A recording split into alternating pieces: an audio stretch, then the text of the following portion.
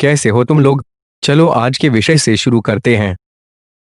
हमने देखा कि लोकतंत्र बढ़ रहा है, लेकिन इससे बेहतर क्या हो सकता है? चिली, पोलैंड और घाना के उदाहरण केवल शब्द का उपयोग करके हम अर्थ को समझते हैं। इसलिए हमने पहले लोकतंत्र का उपयोग किया और फिर बारिश, कलम आदि जैसे का अर्थ समझाया। हमें बारिश की परिभाषा की तब जरूरत पड़ती है जब हम बूंदाबांदी और मूसलाधार बारिश में अंतर करते हैं। लोकतंत्र लोगों की सरकार, लोगों से चलती हुई सरकार और लोगों के लिए बनी सरकार है। Abraham Lincoln. यूनानी शब्द डेमोक्रेटिया, ग्रीक में डेमोस का मतलब है लोग और क्रेटिया का मतलब है शासन। इसलिए लोकतंत्र लोगों के द्वारा चलता हुआ शासन है। साम्राज्य, राजा का शासन। नेपाल और सऊदी अरेबिया। लोकतंत्र में अंतर। विरुद्ध सरकार लोकतंत्र होने का दिखावा करते हैं। लोकतंत्र में शासक कौन होते हैं?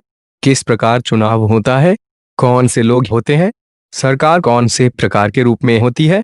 लोगों द्वारा चुने हुए लोगों के साथ अंतिम निर्णय लेने की शक्ति को आराम देना चाहिए। पाकिस्तान 1999 में जनरल मुशर्रफ सरकार को उखाड़ फेंका और खुद को मुख्य कार्यकारी घोषित किया। राष्ट्रपति का पदनाम बदल दिया और 2002 में 5 साल के विस्तार के लिए जनमत संग्रह आयोजित किया गया। मीडिया का मानना था कि यह भ्रष्टाचार और कपट पर आधारित था। अगस्त 2002 में कानूनी तंत्र आदेश ने पाकिस्तान के संविधान में संशोधन किया।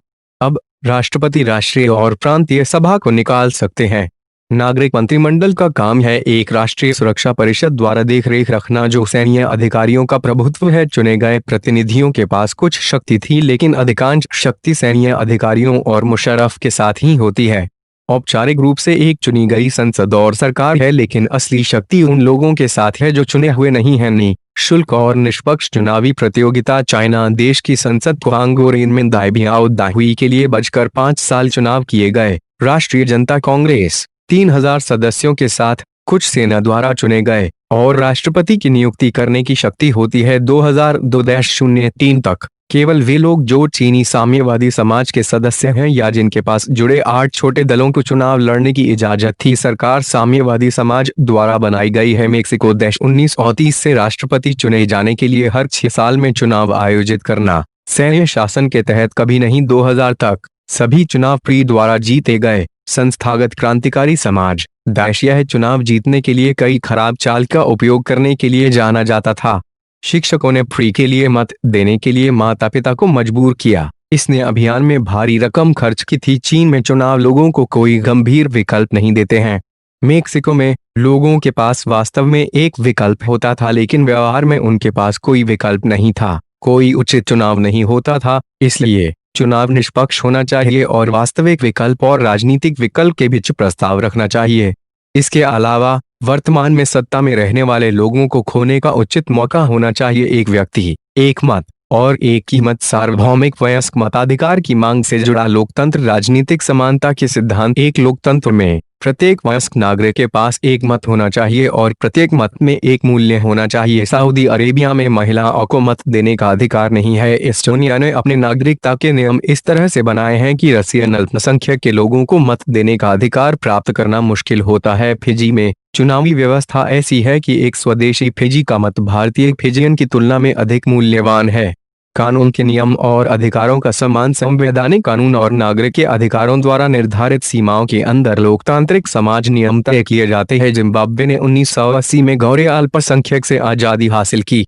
तब से यह ज़ैनू-पीएफ के शासन में था। पक्ष जिसने स्वतंत्रता संग्राम का नेतृत्व किया। नेता रॉबर्ट मुगाबे के अधीन चुनावों में अनुचित प्रथाओं के उपयोग के लिए जाना जाता है। उन्होंने राष्ट्रपति की शक्ति बढ़ाने और उन्हें कम उत्तरदायी बनाने के लिए कई बार संविधान बदल दिया। सरकार के खिलाफ गैरकानूनी सार्वजनिक विरोध घोषित किया गया है। कानून जो राष्ट्रपति की समीक्षा करने का अधिकार सीमित करता है। समाचार पत्र और मीडिया सरकार के खिलाफ नहीं जा सकते हैं। लोकप्रिय सरकार निरंकुश और लोकतांत्रिक हो सकता है। चुनाव पर ध्यान देना महत्वपूर्ण है। चुनाव से पहले और बाद में भी सरकार का क्या सम्मान करना चाहिए। सोचने के मूलभूत अधिकार, विचार होने चाहिए। जनता में व्यक्त करना, संस्था के पत्र, राजनीतिक कार्यों को चुनना और उनका अस्वीकार करना सब कानून से पहले बराबर होना चाहिए और स्वतंत्र न्यायपालिका द्वारा संरक्षित होना चाहिए। लोकतांत्रिक सरकार अल्पसंख्यकों को कुछ जमानता सम्मान के माध्यम से सभी प्रमुख निर्णयों का सम्मान करना है।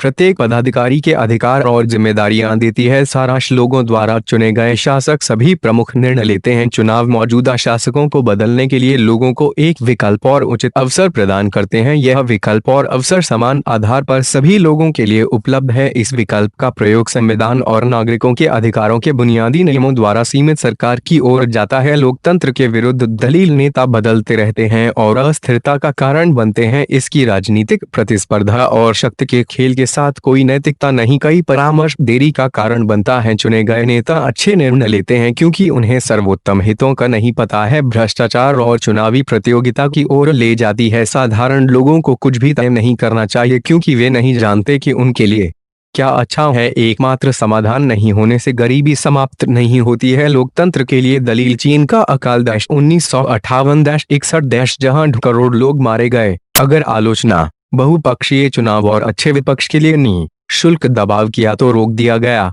भारत ने अनाज की कमी का जवाब दिया लेकिन चीन नहीं था। लोगों की जरूरतों के जवाब में लोकतंत्र सरकार के किसी अन्य रूप से बेहतर है। यह सरकार का ज्यादा उत्तरदायी रूप है। लोकतंत्र परामर्श और चर्चा पर आधारित है। निर्णय लेने की गुणवत्ता में सुधार करता है। यह विवादों और मतभेदों से निपटने के लिए विधि प्रदान करता है। कोई स्थायी विजेता या हारने वाला शांतिपूर्ण समाधान करता है। यह नागरिकों की प्रतिष्ठा को बढ़ाता है।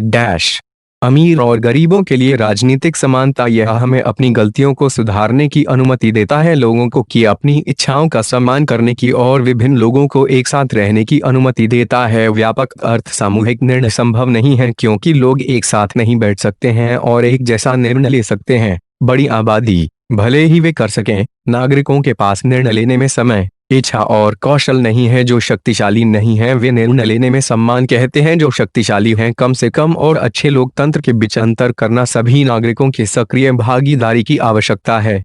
इस वीडियो को देखने के लिए धन्यवाद। मुझे आशा है कि इससे आपको अपने अध्याय को समझने में मदद मिली। अगर आपको यह वीडियो पसंद आए तो प्लीज सब्सक्राइब करें। हम अगले वीडियो में मिलेंगे, तब तक चैनल के साथ बने रहें।